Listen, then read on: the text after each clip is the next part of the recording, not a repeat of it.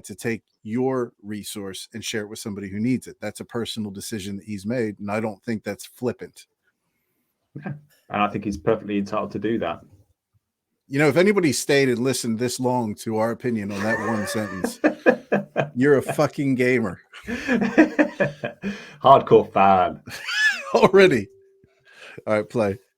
It's like, oh, you want $10,000 to like get your daughter's, surgery? Well, then you got to stand on one foot and hoot like a chimp, huh? He didn't literally do that, but there are things like that. I find pause a second. Okay, again, that he's never done that. Okay, it's always a game show, and people are entitled there. They don't need to play that. Would you like to? They're not needy players. He's not like, right, dance with me, monkey dance, and then throwing money in their face. He's playing. He's making competitions. He's trying to win views. That's his whole point, and making exciting. And money adds stakes to it. So the more money that's on the line, the higher drama and stakes, because of how life changing it is. Yeah. So he's playing it from an entertainment perspective. He's not. Like he does challenge people. That he pushes them to the edge, but they don't need to do that. There's always a way out. He's very conscious about how he treats other people. So I think that's a little over the top from my perspective. I don't know what you think, Sean. Yeah, well, he actually, because I watched, there's a creator that I followed from early on. His name's Leon Lush, and I really like Leon. And he's just comedic commentary guy. And he's got about 2 million, 3 million subs. And he was at that point where he was right around 1 million. And they did the stand in a circle, like stand in this little circle for as long as you can.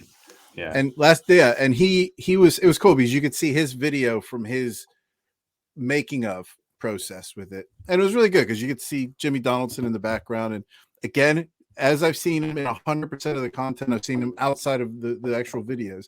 Seems like a really lovely guy. And these are all creators that he generally tends to pull in on these challenges. People that, he thinks it'll help their notoriety. It'll give them some videos and it's smart because he's somebody like Leon Lush is going to add viewers to his viewership by pulling in all of these other smaller creators from like 20,000 to 1 million subs. So it's not as if and I think that's the contextual point you're making. He's not, going around picking up homeless guys in a van and saying, "Listen, if you can keep your hand on this car, I'll give it to you." He's getting people and laughing at them as he does it and teasing. He's like behind a mirror, taking the piss out of him. And that's not how it is. But I think I don't think Tim's making a big thing of it, but I think he's making the point that he finds that content probably a little bit cringe, and I understand that.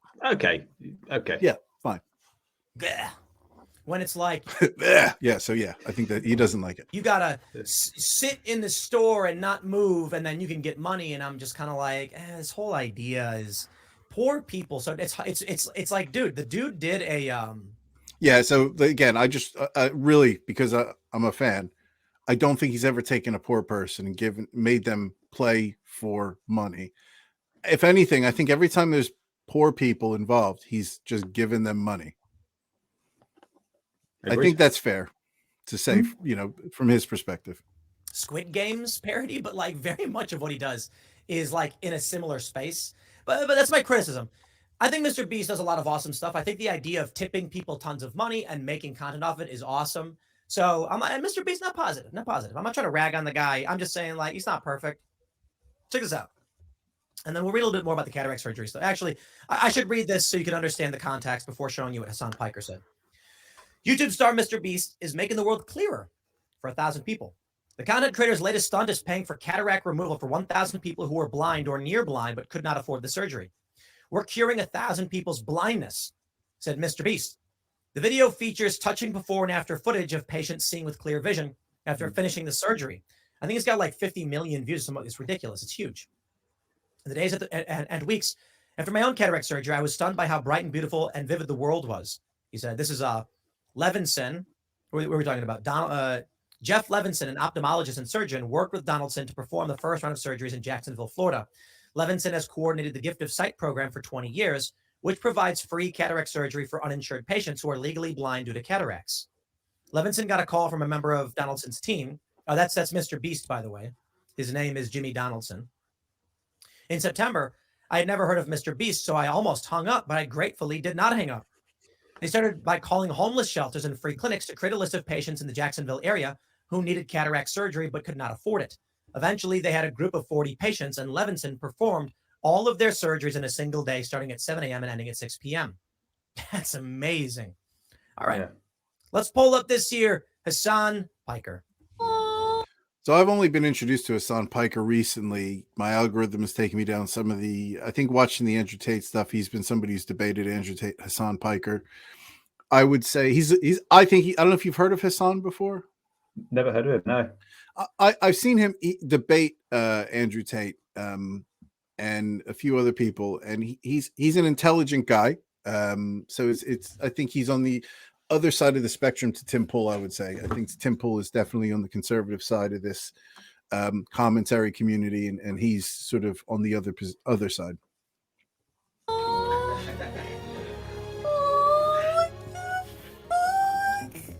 You watch this video, you go, oh, how cute and how nice. I watched the video and I'm filled with rage.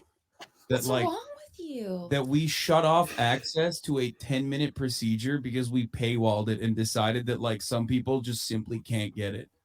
So before Tim has his comment on that, I mean, what was your takeaway from that view? Yeah, like when he said enrage, my response was much like the lady sat next to him, like, what? How? Like, I just felt warm and fuzzy inside. But then as soon as he said that, it was like, okay. Yeah. And then when he expands, yeah.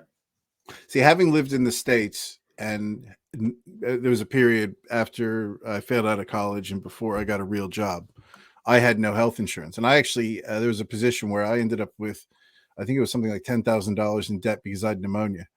And I was in a bad way. I needed to be treated. And I understood the second he said that, what he was talking about, because now I'm living under the National Healthcare Service in the United Kingdom, and I have private healthcare. I've got lots of healthcare I can use. I'm swimming in healthcare.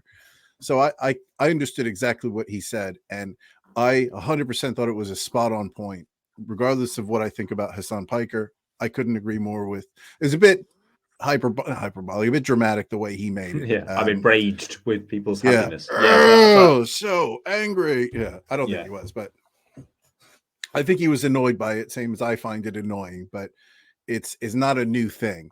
Maybe, and he lives in the States, so I think so. He should understand that. But it is so insanely frustrating that it's up to like one YouTube guy to like. Oh, she's annoying, by the way. Already, I didn't even pay attention to her the last time, but I'm like, what is that noise in the background? That's her. That's her squeaking in the background. It's annoying me.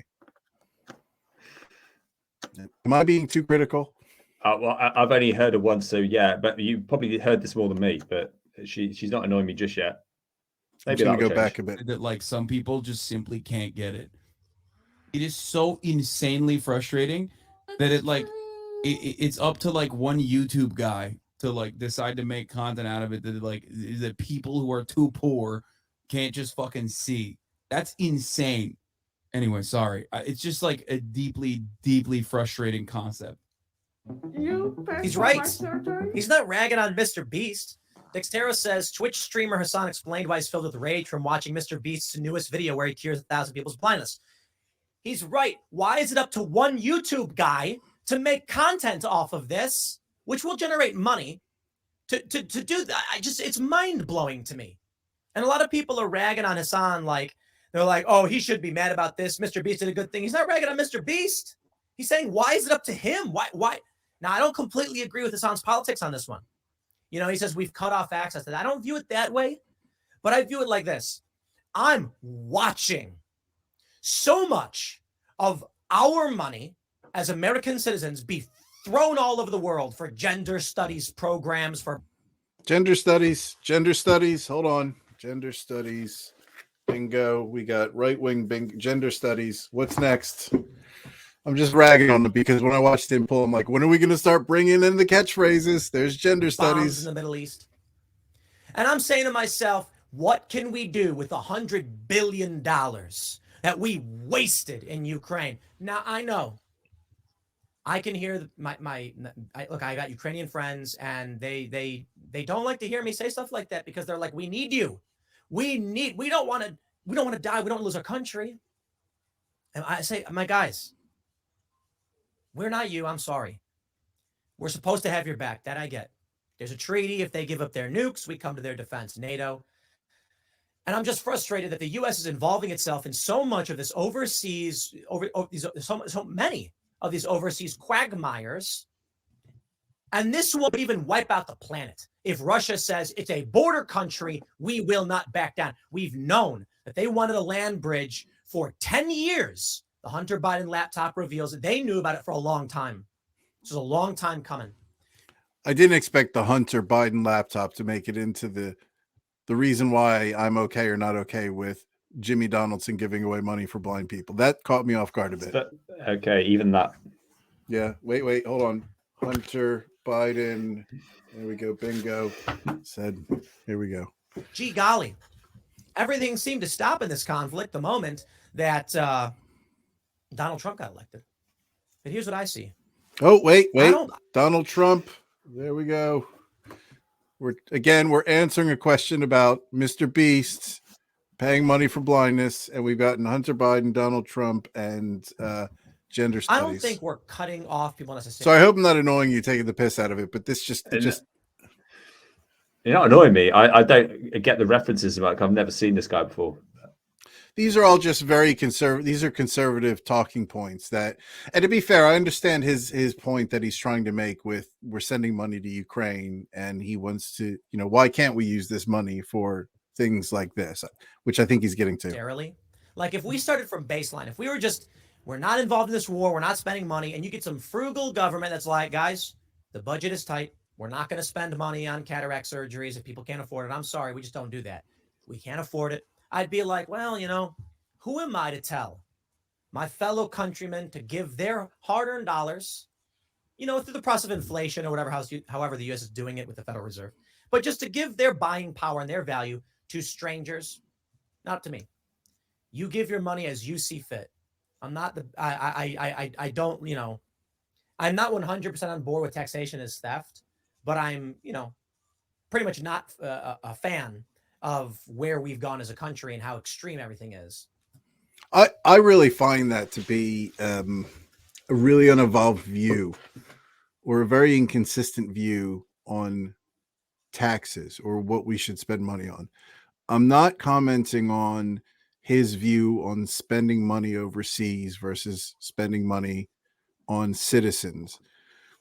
It's that comment that he made, I'm not interested in, I'm going to try to paraphrase it because I won't say it right, but the bit where he said, I don't want to tell somebody how to spend their money on people, poor people who need, I don't want to be forced to tell them to do that.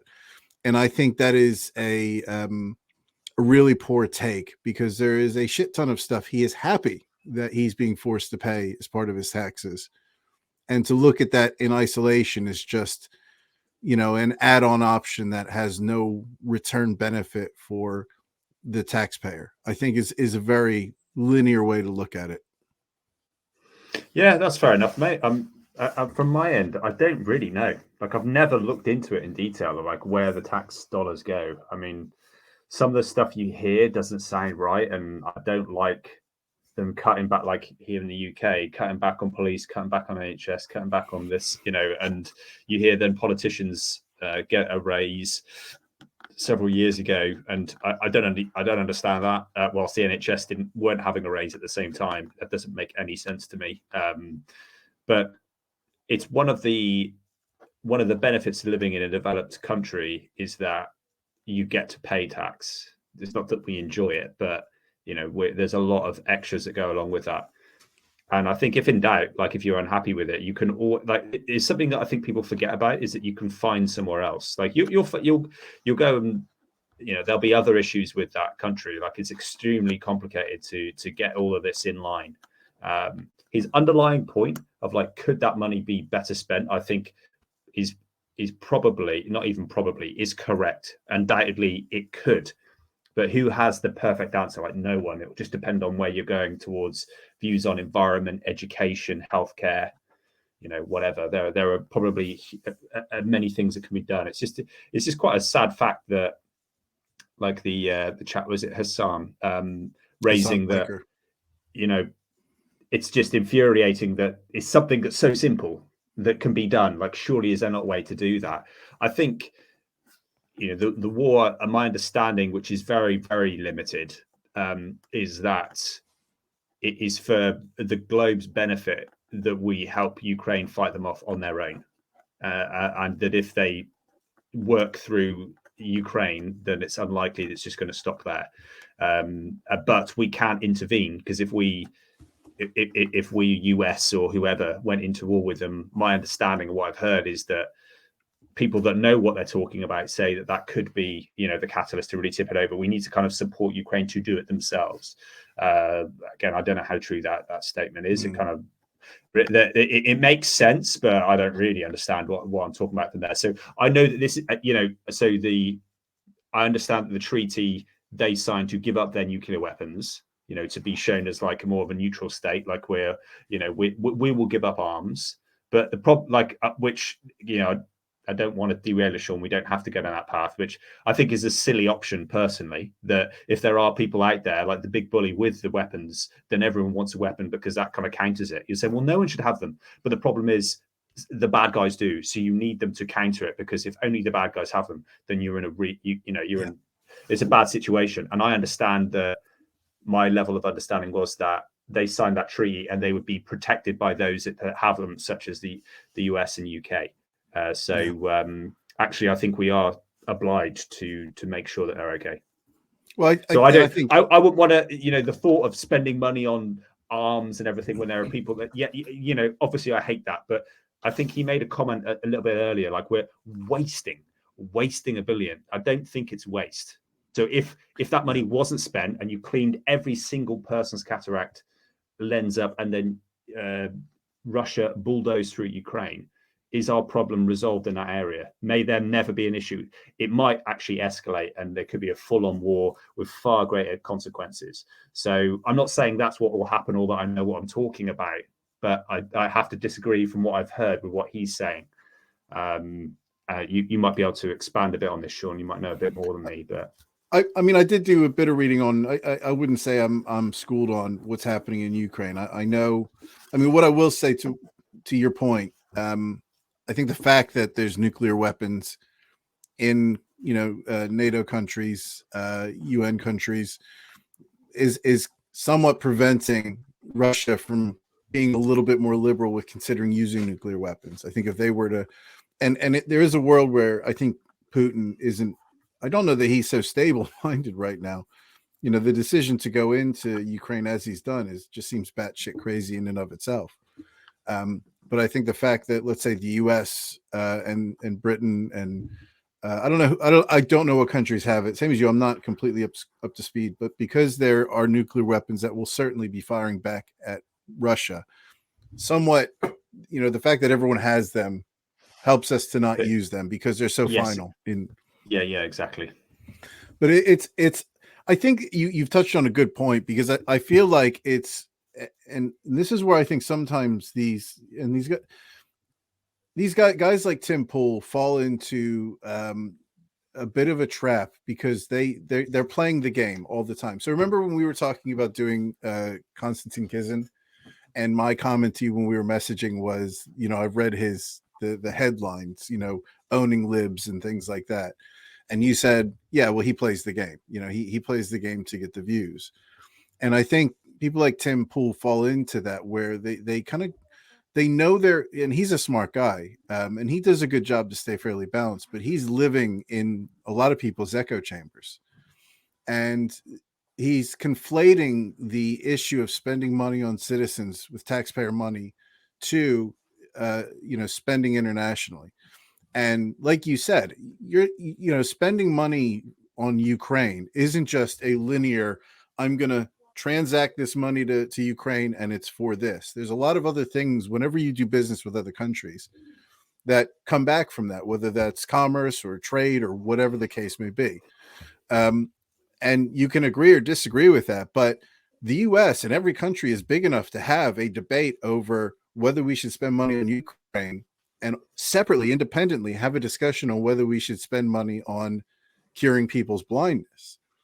And to even jump back into that conversation, to look at curing people's blindness as a transactional, rich people spend money, poor people benefit, is stupid. Think about, let's say it's $10,000 to do a glaucoma surgery in the US.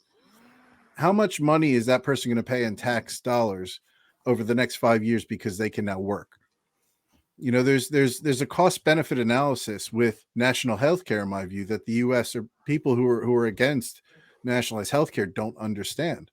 You know, how much are you going to pay to cure someone's cancer when you catch it early versus when they're dying? And in America, you're catching it much later because people don't see doctors because they can't afford health care. And just to finish my point, my tax money, what I pay in taxes, and I have national health care and private health care, is almost exactly the same, if not slightly less than what I pay in taxes in the United States. And I have free health care. So I think there's just, and I've unpacked a hell of a lot of stuff, but there's so many things that I think Tim Pool is missing the mark on. And I think partially it's because he's living in an echo chamber. And I think he has to conflate a lot of things to make his point. Yeah, it's always, you know, when you pick a side, mate, it's one of the downsides, right? Like he's you know, he's bound by the laws within that, perhaps. I don't know him. This is the first thing I've seen. I could be talking out my ass, but what I say, and it might be pointed at him, but just more generally, like when you select a team, you have that bias, and you know, you just if everyone knows what you're going to say, there's a problem with that. Like you standing at the start joking about, oh, wait for this mention, and then if he's going on to mention it, that's it's a shame that you know everything that's going to come out of someone's mouth, you know. And I say that of all the conservative speakers, I do have a lot of time for Tim Pool. I think he's very thoughtful. He was one of the people in Joe Rogan that sat with the Twitter executives and was part of that interview with what's his name, the head of Twitter before Elon took over. And there was a woman who was sort of leading the who was on that senior team, and he did a really good job of pushing back at some of their views that they're not, you know, left leaning, or the people that are making the decisions aren't left leaning.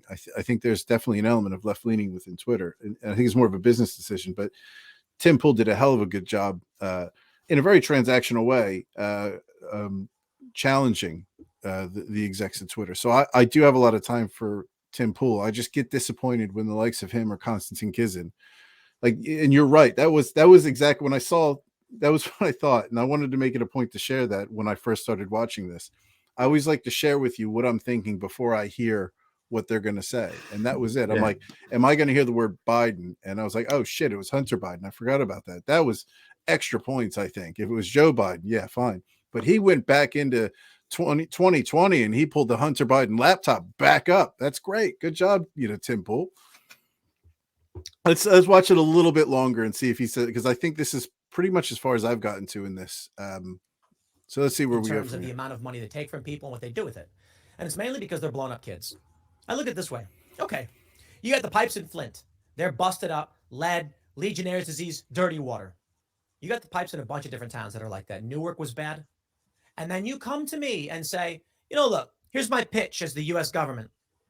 We can fix pipes, get these kids clean drinking water, make America great again, fix our streets, secure. Make America great again. Got that? I think I have a bingo. Secure our borders, bring back jobs, reinvest in a New Deal type program. This is why. New Deal. Okay. Before they announced the Green New Deal. I'm only doing this because he's commenting on fucking blindness and Mr.Beast's video, and we've had 6 conservative talking points. When they were talking about the idea, I was like, you mean to tell me we can work towards energy independence and invest in jobs in this country? I'm like, okay, I'm down for this. Let's see it. And then, of course, it was this woke nonsense about free college for people of color and other stuff. And I'm like, that's not, get out of here. But Hasan's angry. It was 10 minutes to fix this, the eyes of these people with cataract surgery. And instead of spending, how much did he spend on this? He didn't spend 1,000 people. It was probably $1 million. Might have been $10 million. $100 billion on foreign wars in countries we have no business being involved in. I'm listening to this and I keep thinking, like, the way he's speaking, I could have taken his head and superimposed it on Tom Cruise in Born on the 4th of July. Like it's it's just like very Vietnam vet who's disgruntled, complaining about foreign wars and spending money. Yeah, I had no business in doing. I believe you did actually, because I think that's what you signed a treaty to kind of look after them. So I think UK did the same thing, as my understanding. I think there is business behind that.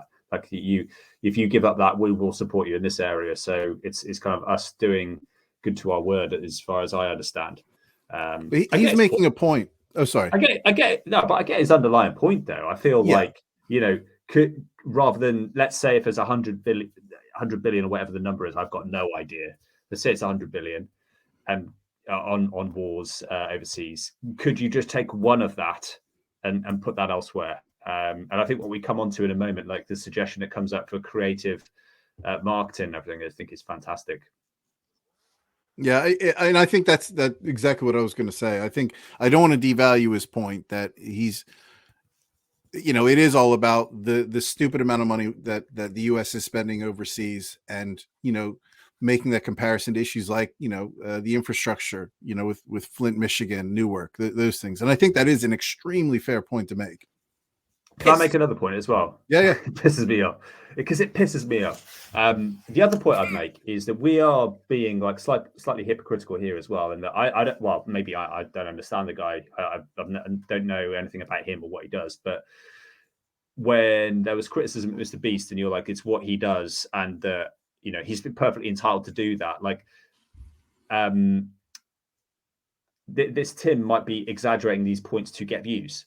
And that's his marker, is that because if he gets more irate and builds up this stuff, like his team will get more behind him and it'll get more views, and that there is an agenda behind all of these points, as well. Like, I think it's probably worth pointing out. He's not just is he claiming to be speaking 100% truthful with nothing else off the back of it? Or is he someone that just generally does, this is pretty much what he thinks, and he just exaggerates? There's some entertainment value as well, and there's also pulling people along. I mean, I don't know. So maybe we're just looking too literally into some of his points. Yeah, and that's a great point. I think he does, and we'll watch him a bit more here, but I think he does genuinely believe the point he's making about the money we're spending overseas. And I think his bravado is very much down to exactly what you're saying with his brand and him trying to get across, this marketable image. It's going to create great clips. I mean, this vitriol, it's going to create views. And Tim's not a dumb guy, but I think there is a level of authenticity with what he's saying. Yeah. So when Hasan gets mad and he's like, we've cut these people off from this, I'm like, look, I don't know what Hasan's position is on funding war in Ukraine. I'm not a fan of Russia. I think Vladimir Putin's the bad guy. I have friends who fled the country and got their families out. I don't like to hear that. I don't like what Russia's doing. I think the answer to this is we don't do business with you. We say no, thank you. So in what he's referencing with Hasan Piker, it's as if Hasan can't have an opinion about nationalized healthcare without having an opinion on how much money we're spending on Russia. And I think that's massively conflating what he can have an opinion about healthcare, and he can also agree with Tim or disagree with Tim. Actually, let me take it a step back. He can disagree vehemently and think we need to spend more money in Ukraine, and still think we need to spend money on nationalized healthcare. Yeah, it's a different thing. Yeah, I agree, mate. Yeah. The problem is we got ourselves involved in this war. Europe is dependent upon their energy, and so we're in a bind. I get it. It's complicated. But what if we took $10 billion and just paid for people's cataract surgery? That's right. That's what makes me angry. See, notice he said, and this is, I always like picking up the little bits of language. He said, that's right. So in his head, he wanted to clarify what his audience might be disagreeing with. You want to pay $10 billion for eyesight surgery? That's right. It's an interesting contextual thing I pick up on. He's making sure that the audience is, yeah, you heard me correctly. I said the thing that you didn't think I was going to say. I found that to be an interesting little side. I've just noticed that now. And that's why I'm like, why are you yelling at Hasan? This government is wasting your money. You've got Hunter and Joe Biden doing energy deals, sending Joe Biden. natural gas from Louisiana to China. Why aren't we investing in our people? Why aren't we dealing with our border crisis? Why aren't we dealing with jobs in the economy? Why are we spending so much on other countries? And I'll shout out in the old omnibus bills from the previous Congress, $12 million for gender studies. Take the $12 million and cure some people's blindness. I would prefer to. I just think that's a really poor take. It's just so. I'm taking. You can have a debate about gender studies, fine. And I think if you were to take a look at whatever that money spent for gender studies, it's probably not the nefarious woke bullshit 100%. You know, I'm sure there's people that can make an argument for it in a very contextualized way that makes sense, whether you agree or disagree with it. But it's just we're starting to get into the realms of hyperbole, you know, and I think it's pulling him away from his point about spending money abroad. You know, 12 million on gender studies in the US, as far as the amount of tax money they generate. Like, there is a shit ton of stuff that they're spending 20 million on that's just random and, you know, doesn't necessarily add value to the average citizen. But we chose that one item because the audience needed to hear that item to understand my point. Okay, so there could have been 50, 100, 1,000 things in between that, but he went, you know, are worth more than that, but he didn't want to go there. Yeah. Yeah, because we're not going to have an educated discussion on what that 12 million gender studies is. We're just going to assume. Now, I'm making this point because, and it seems like the last couple of weeks I'm getting on my soapbox about the way people are pitching arguments. And personally, it's a big bugbear of mine that people use politics to make points without actually, having a fair conversation about these points. And he chose gender studies because of his audience. And the way they pick gender studies, it's the lesser, it's the greater of the two evils. You know, I think you know what I'm trying to say with that. That is the one that I'm gonna add. I'm gonna be able to put gender studies in my YouTube description, and that's gonna conflate, is gonna counter the point I'm making. Yeah, they're spending money on gender studies, but why are we we should be talking about spending money on eyes, not gender studies. It's just an interesting piece to me. See. That money from gender studies or whatever else in foreign aid be given to homeless and desperate Americans who need cataract surgery. But it's a straw man, and that is definably a straw man. You have the choice to either give the money to gender studies or help homeless people. So that's the equivalency you now have to decide. I don't like that. I don't know if Hasan agrees with me. I maybe he's pro-war in Ukraine or whatever. But I'm just saying, on the surface, when he comes out and says it fills me with rage, that it's up to some YouTube guy to make content to do this, and I'm like, preach, brother. Why do we have to hope that some guy on YouTube is going to be the one to help these people? Why is it that we can count on the U.S. government giving multi-billion-dollar contracts to big pharma, but they won't spend a pittance on just helping people see? You know, he's kind of making the argument for nationalized healthcare, and I don't know if he's doing it intentionally, because the reason the U.S. spends so much on big pharma is it's a commercial enterprise more so than anywhere else. You know, you look at the UK, you look at nationalized healthcare countries, they're pulling their money effectively, and these pharmaceutical companies don't have the option to charge the money they can charge U.S. citizens. So in a weird way, he's making an argument for nationalized healthcare, which I'm not making an argument for against it. I prefer, it's my preference. I think nationalized healthcare is a good thing. But he's making that point. I don't know if he's doing it intentionally or not. I'm not saying universal healthcare is a solution. I don't know that it is. Maybe some universal basic coverage, I think, can. Answer that question. When there's a treatment like this, it takes 10 minutes to cure someone's blindness. Yeah, maybe we should have universal basic coverage. But if you have a complicated illness that requires lifelong treatment, and that's really expensive on the system, maybe we can't afford it. Maybe that's where private supplemental comes in. I don't have all the answers.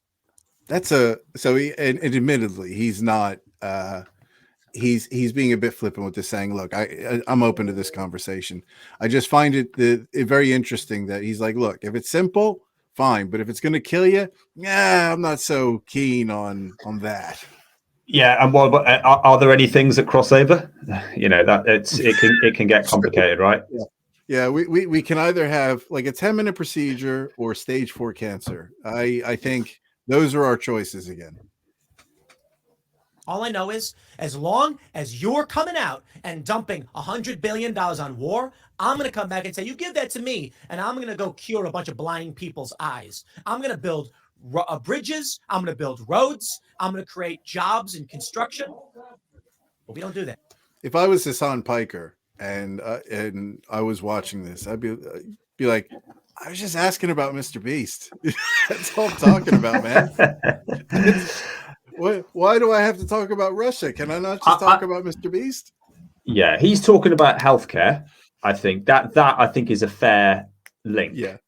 You know, is that why is a YouTuber having to fund it when surely we should be able to fund that? So I think it's a healthcare thing. And then but it's the $100 billion though. It's the pool of money. Sorry, I didn't mean to speak over you, but he's referencing we should be using this war money to fix people's eyes. That's the connection he's making. That makes me angry, man. So yeah, I'm not gonna rag on Hasan. People are ragging on him. No, get out of here. I am filled with rage. I'm grateful to Mr. Beast. This was awesome. It's a really cool thing to do. I've talked about it for a while. Here's the marketing strategy. Go to a big company, and Mr. Beast should do this and say, give me your marketing budget. Mr. Beast legit pitch. I hope he does this.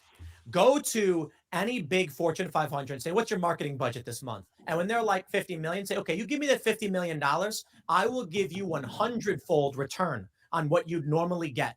And then you know what you do? You build a bunch of sustainable housing in low-income neighborhoods. You then buy these properties and create sustainable situations. Now, hold on. I know you can't just put homeless people in houses. I'm saying pay off some people's medical. He's having an argument with his audience. Like that again, I've just picked up on this.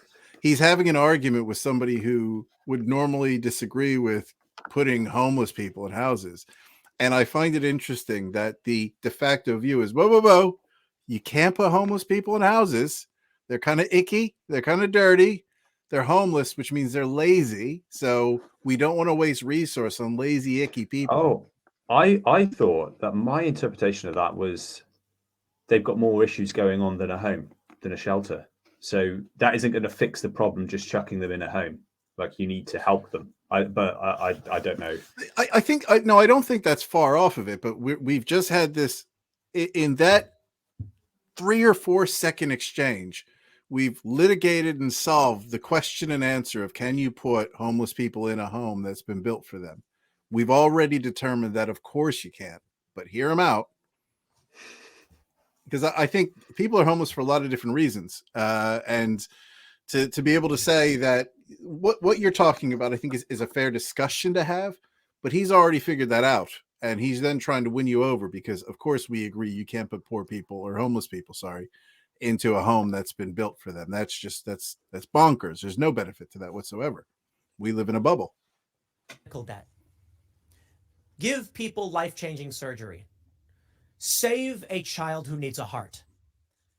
If we turned marketing into a do-good competition, I've long talked about how I would love that. Imagine, you got Coca-Cola, and they're like, in order to market effectively, we decided to follow in Mr. Beast's footsteps and use our $50 million marketing budget this month. I don't know if it's 50 million, good. But be massive like that to do as much good as possible. So we hired cleanup crews to go into Chicago's South Side and start cleaning up trash, filling potholes. Remember, I think it was KFC that did that. Imagine if then Pepsi had to come out and be like, hey, whoa. You think you're going to upstage us? We're going to take our marketing budget, throw 10 million on top, and then we're going to go repair, these broken pipes in these houses and fix the water. Imagine if Pepsi was like, oh yeah, we're going to fix the pipes in Newark. The amount of attention that would be generated from this would be massive. Yeah. Instead, they buy billboards with a smiling person drinking a soda. I would love to see a do-good competition. I'm just maybe a little idealistic, but I'll leave it there. Shout out. Yeah, I think that's a really good. I have a few thoughts on that, but I agree with him, and I think that's a clever way. It's a clever pitch, really. It is. Because if you look at the amount of money Coca-Cola spends to make sure its brand recognition is there, the company that you actually refer to is like a cola, like is a Coke. You ask for a Coke in a restaurant, whether they have Pepsi or cola or Coke, and they're spending that much money on brand recognition. It does make you question, how much more return would they get if they did what Mr. Beast did? Because Mr. Beast has clearly been successful advertising, giving money away. It's only helped his brand, and he's probably worth enough to start a space program easily. And that's been his whole model. And I think that's a really brilliant observation.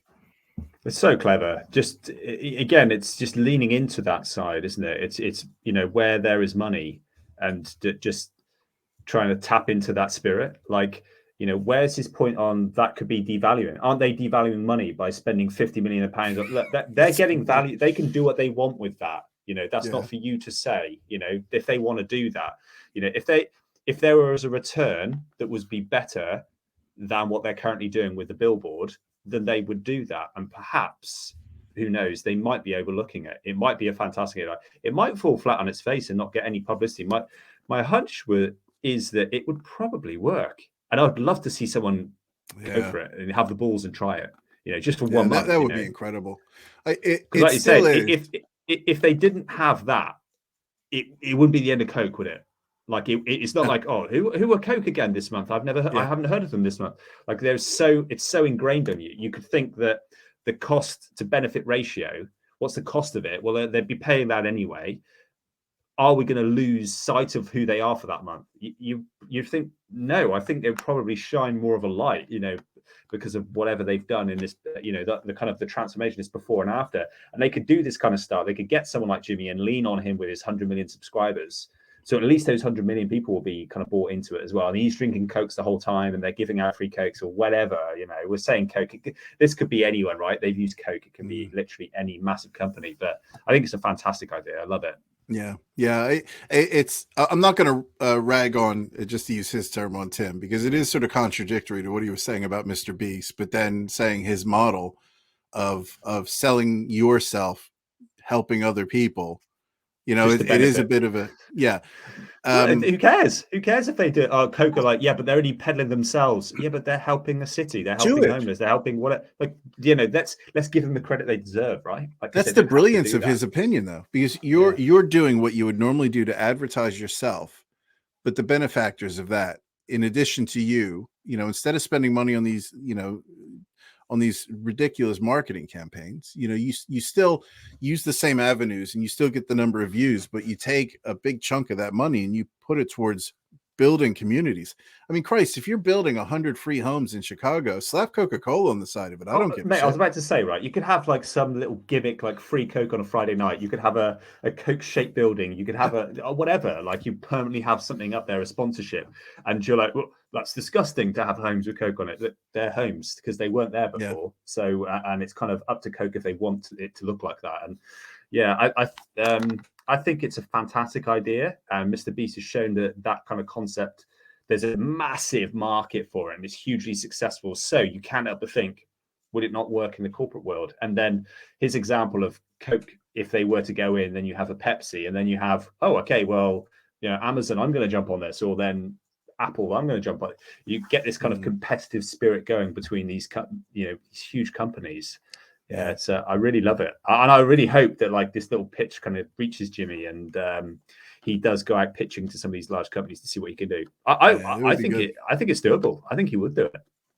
I think too, the one thing that I'd love to, because I don't think he's looking at it this way. This is a replacement. Society shouldn't be dependent on, which it's such a weird, again, I love this word, juxtaposition. He is a conservative commentator, really. Yeah, and I'm sure he's a bit more nuanced, Tim Pool is than other political commentators. But the idea that you're giving ownership of people who have money to spend money on people who are less fortunate, it's almost like a way of selling, taxing the rich to give to the poor, but you're not forcing them to do that. It's finding a way to fulfill that model, that a greater use of tax money for those that are less fortunate. It almost validates that view by making it a voluntary action by those that have the means. And it's interesting in that it is his daydream or his dream scenario, which you and I agree would be just an incredible scenario. Is that scenario that everybody who doesn't want to spend extra tax money for, let's say, nationalized healthcare want to see? They want, this to be a voluntary action. And, as long as people are giving their money away, it's voluntary. And in this world, we're giving a shit ton of money to help a lot of people. That's better than having to pay more taxes for nationalized healthcare. It's interesting. At the end of the day, we all agree that, yeah, it's good to help people who need help, to bring those people up.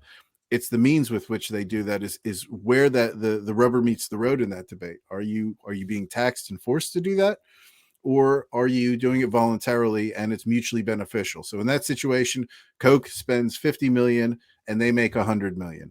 So they're giving that money away, but there's a profit return for the people that are well off. It's just an interesting way to view that debate, and I just found this to be a really interesting great video. topic. There was so much in this. There's just so many morsels in this.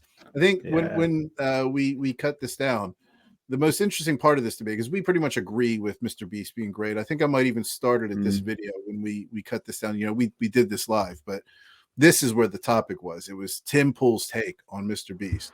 And I have to thank Tim. I don't agree with him, and I ragged on him a bit, but at the same time, he did do a great job in raising this topic as a conversation piece that was much bigger than I would have expected. That's why you just have to watch the last couple of minutes of the video, and what a fantastic creative idea. I don't know if this is him, if he's picked this up from someone else or whatever, and he keeps something that he maybe is famous for and keeps saying it, but what a fantastic idea. And I think for that reason alone, it's worth the credit. But yeah, brilliant topic, mate. Thanks for bringing it to the table, and hopefully we can get into some similar topics, some similar videos with those kind of juicy bits that we can pick apart. Yes. Well, we'll see what happens. Let's see what comes to pass this week. When I have my dirty trolling my algorithm time at 6:30 to 7 in the morning before I get out of bed, that's when these things start coming up. So I'm finding now that I'm embracing the algorithm to see what comes my way, and I'm going, I want to talk to you about that. But to anybody who notices, I am wearing my Eagles hat. So just anybody watches, next week is the Super Bowl. No one cares. And I don't know if you know this, Hugh, but the Eagles are in the Super Bowl next week. Yeah, see, you didn't know this. This is a big deal. So the Eagles are in the Super Bowl. So they're playing against the Kansas City Chiefs. Patrick Mahomes and the Kansas City Chiefs. So I will be wearing this hat again next week. I'm not a superstitious guy. And on the golf course, as an avid golfer, I refuse to believe in the commentator's curse. I believe if you let yourself believe that, then you are going to fall victim to those things. Now, I have allowed myself to be a bit superstitious, and it is with this hat. Because I've worn this hat and they've won, I think, all but 2 of their games this year. And the games they lost, I haven't worn this hat. And it is a chance. It has nothing to do with it. And when I watched the game where they won against the 49ers, they weren't playing great. And I had the hat next to me on the couch. No. And then I was like, I forgot to put the hat on. And then they smashed it. And then the quarterback got injured. So I accept. I ain't having it. I ain't having that, George. Neither am I. But I can't not do it. Do me a favor then. No, I know what you're going to say. I'm not doing it. Don't do it for the first quarter, because they'll come back if it works, won't it? Yeah, it's true. For the first quarter, because you're going to have power of 75%. Quarter 2, you can get it back on, but quarter 1, therefore, should go against you, and then further evidence of moving in that direction of your hypothesis. Okay, so this would be an interesting video to even cut together. I will agree to not wearing the hat for the first quarter. I'll keep it next to me. And then you'll be trembling, about to grab it when I'm just going to be goes against Kansas City. Oh, they're losing. I don't Oh, know. I got to keep an eye. What time is this on, Sean? It might be 11 my bedtime. 11 at night. You'll be you Oh, go to no. bed at I'll like see it in the morning. 8:30 or something. So you'll miss I'll it. see it in the morning. Yeah. Yeah.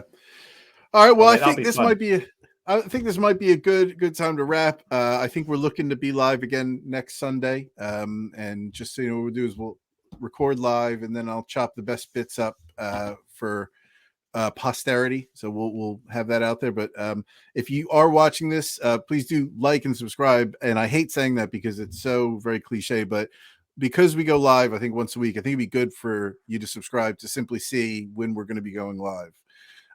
So if you do want to jump in and you want to comment and tell us how incredibly accurate my opinions are, even though I haven't walked in those shoes, then that would be an ideal thing to comment on.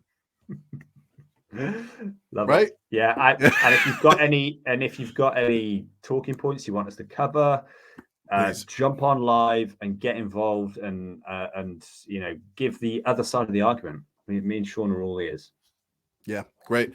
Well, listen, mate, I really enjoyed this week, and thank you. Mate. And we look forward to catching up with everybody soon. Have a great week, mate. Take care, everyone. Take care.